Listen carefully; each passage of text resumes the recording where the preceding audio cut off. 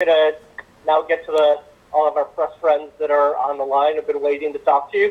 Sean Rossap from Fightful. Go ahead, Sean. Hey, thanks for taking the time. Obviously, you are way more active than you were several years ago. Did you ever think you were going to make it back to Madison Square Garden? And at what point did you look at yourself and say, you know what, I can make this work full time again. I'm going to go for it. Well, I think if I didn't think I was going to make it in a big time event, like a huge event like that, I don't think I would have come back for no other reasons than that.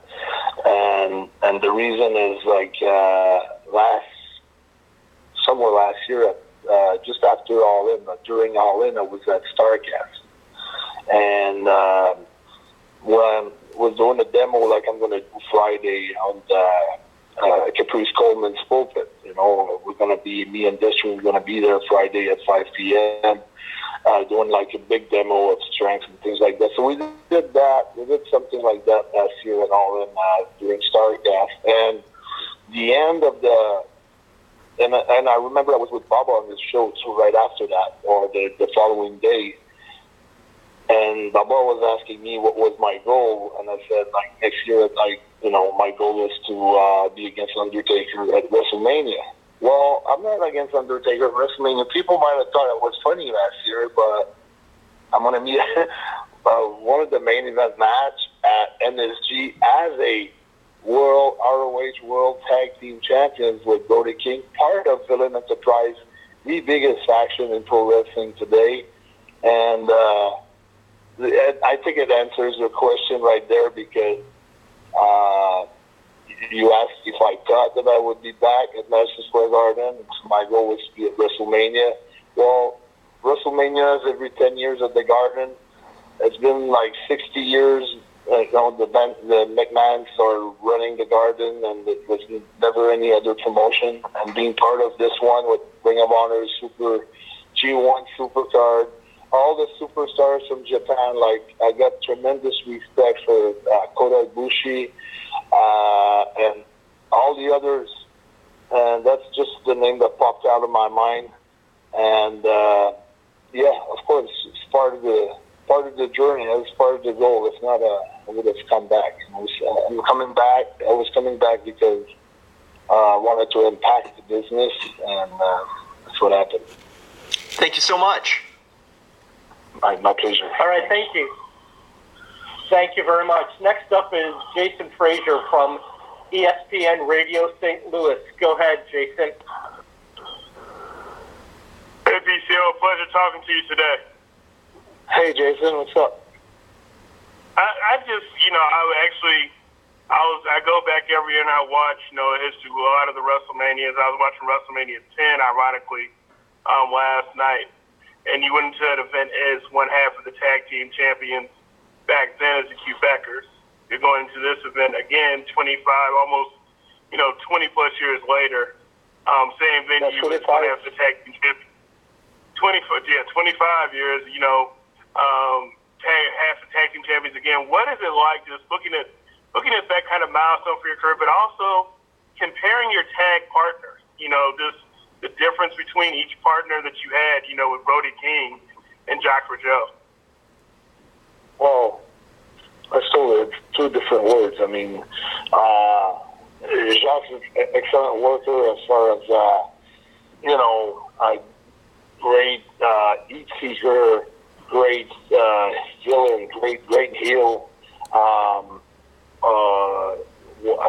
and very athletic. I mean, he could, be good at every sports, but not as Brody King. I mean, as far as in the ring, all around work, Brody's fantastic. I mean, he can springboard to the second, straight to the top, cross body.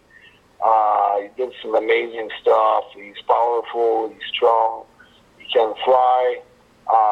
He can brawl. He can do it all. It's not a one-dimension guy. He's like, he can do it all.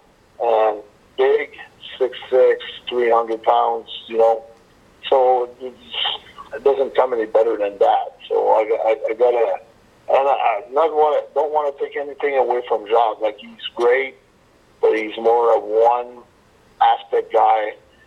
As compared to Brody King, is like multi, talented in different areas of the business.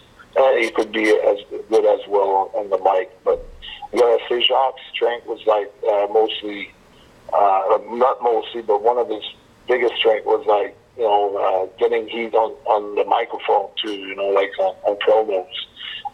He was really, really good. You really wanted to hate him. That's huge. That's a big difference between the two. All right, thank you, Jason. So much for answering it. Thank you. Next, Bill Pritchard from WrestleZone. Go ahead, Bill. Hi, PCO. How are you? Hey, Bill. I'm very good. Yourself? Good. So I wanted to know, how will this event be different from you, and have you given any advice to Brody King about how to take in the experience of working MSG for the first time? Or on the other side, have you talked to Marty maybe about what his thoughts are going into a match on his own without you guys after working so closely together? We're a very tight group. I mean, we've got a great chemistry. We always go for lunch together before or after shows, or morning. We travel together, the three of us. We're literally always together, the three of us. But that's one thing that we discussed the MSG show, but I never give them any advice, or they never ask for any advice either. So I take for granted the fact that Marty has worked on several major big crowd show, and Brody King's always performed under pressure, like he did in Las Vegas for the tag titles, and we won. And he's always he's been with Battle of Los Angeles. He's done that. He's done a bunch of PWG shows. There's a lot of pressure there, and you want to perform, and the fans are expecting a lot. And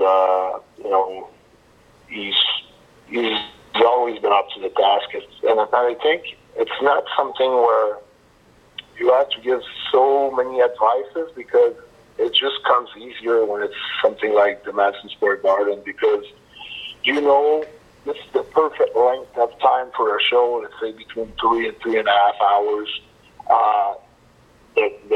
From touring lately, around the United States, Texas, Florida, even this Sunday in Baltimore, the fans are coming up to us, and they're so excited about the G1 Supercard, and they're going to be pumped. The fans are going to be so pumped, so crazy that all you have to do is just perform as usual and enjoy the moment. I mean, it doesn't come any easier than that, basically. The larger, the bigger is the moment, the easier it is. Well, the only thing that adds pressure is you want to be the best match of the evening.